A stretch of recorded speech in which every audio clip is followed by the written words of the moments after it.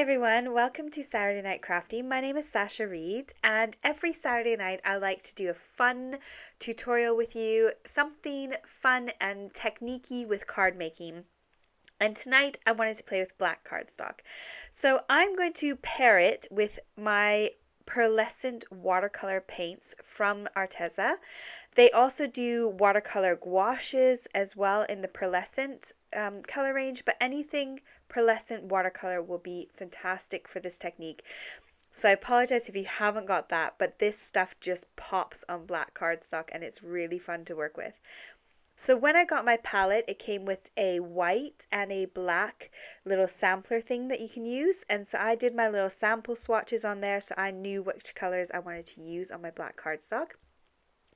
I've also got my rag, some paintbrushes, my jar of water, and a spray bottle of water. And the reason for the spray bottle is that I just wet all my colors in one go. I'm really lazy like that. And if I just wet them all, it kind of activates them. And I love the Arteza ones. They work so quick and easy, and the color and the pigment is just fantastic. So this is dead simple. All we're going to do is literally just slap down some color. Now I've zoomed in so you can see how pretty it is when you're doing the watercolor with the pearlescent colors. It's so much fun.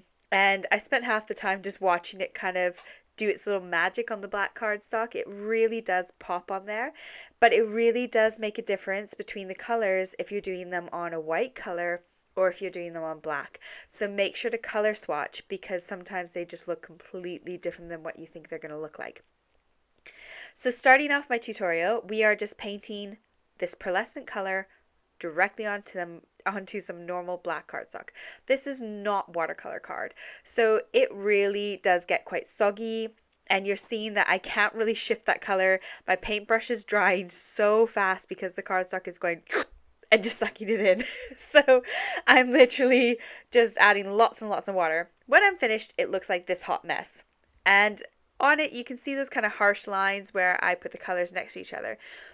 I don't know how it is with other watercolor paints. I would imagine they're all the same, but with these ones, all you have to do is just take a bit of water and just brush it over the top, and it just kind of merges those lines so it gives it a bit of a softer line. There's no rhyme or reason to my painting. I have slapdashed it all over this black cardstock. You don't need to fill the whole piece if you're not going to use the whole piece in the end. You can just fill whatever section you want.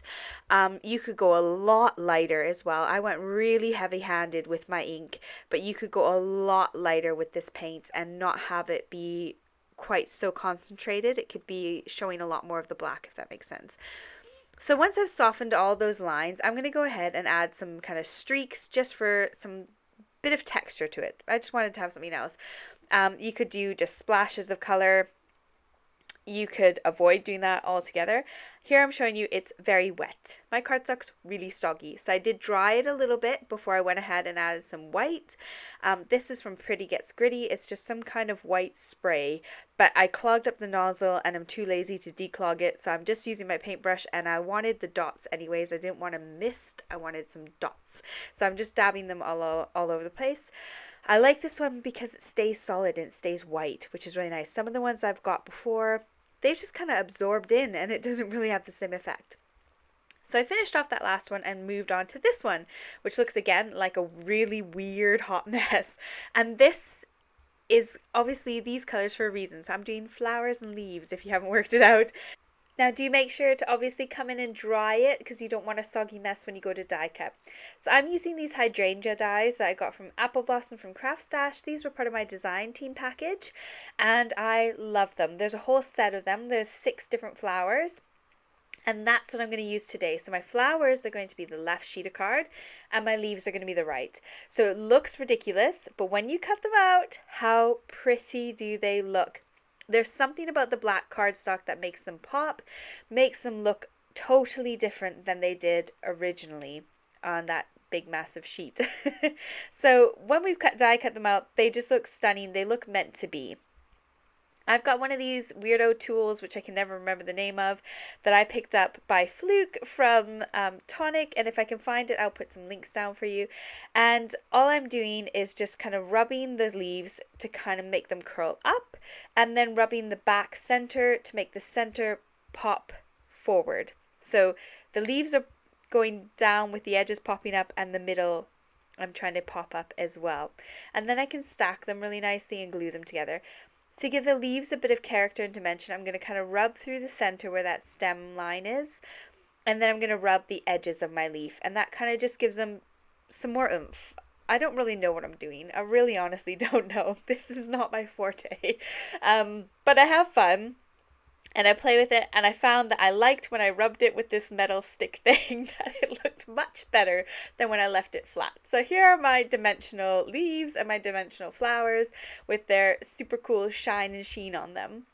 So the next thing I wanted to do was create a bit of a background, but I wanted my flowers to be the focal point and the main popping image. So I did my little background in white cardstock to match my white card base, and I used this embossing folder here, which is from Craft Stash as well. I believe it's the Card Making Magic, I think. I'll link it down below if it's still available. I'm going to glue that onto my card base so that you can see there's a little bit of a difference between the base and that little topper. And then just for simplicity's sake and for fast building, I'm going to use my hot glue gun. You could use your liquid glue. You could use glue dots, would work a dream for this. And you're just going to build up your flower and stack it up. I did have a little stacking play before I went ahead and got my hot glue gun out to make sure that I was happy with the layers I was going to do. Because there's nothing worse than when you build it on your card and you think, oh, it's a bit pants. I didn't plan this so well. Then I'm going to go ahead and tuck in my flower or my leaves underneath my flower. And I do add a second little leaf on the top of that one there. And then at the end, I was like, oh, I should put the leaves at the bottom because what flower grows with leaves poking out the top? Again, flowers are not my forte. But we have fun and it was really enjoyable. I wanted a little frame to go around my flower because I felt like it just wasn't standing out enough on the card. So when you find you get stuck in that rut where you're like, there's something missing, just have a think about what dies you've got in your collection, what you could kind of subtly add to the card. So obviously I don't want any more color. I want my focal point to be those beautiful flowers. So I'm just going to add a white frame to kind of draw your eye back into where those flowers are again. So the frame's not embossed, it's got a little bit of a scalloped edge. I used my scalloped nesting dies and my regular circle dies to kind of create that image, and then I felt like, yes, that's it. Now my eye's drawn into the flower. Now I'm thinking of that and I'm not noticing the leaves are on the top instead of the bottom. So I also want to have a sentiment on there because I left that big open space on the bottom and I want to fill that in, otherwise it's just going to look right silly. So I went ahead and pulled out this stamp set, which is from Creative Expressions, the Woodware range, and I think this is a Jane Gill one. I'm not sure, but I will link it if I can find it for you. All my links are always in the description box below, so any of the products I use, if I can still get my hands on them and you can get your hands on them, I will link them down below for you. And I usually try and link Craft Stash and scrapbook.com because I know those are two sites that do ship worldwide. So I'm going to glue that right on the bottom. I don't want any dimension to it because, again, my flower's full of dimension and I want that to be where your eye is drawn to, and it's got that beautiful foam.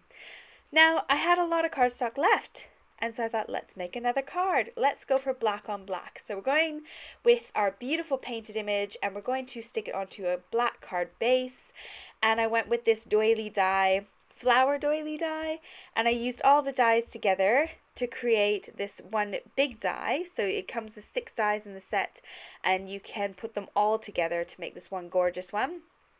And I decided to stick it straight into black cardstock. I roughed up the edges and popped that topper piece up on some foam so it does stand up off the card base.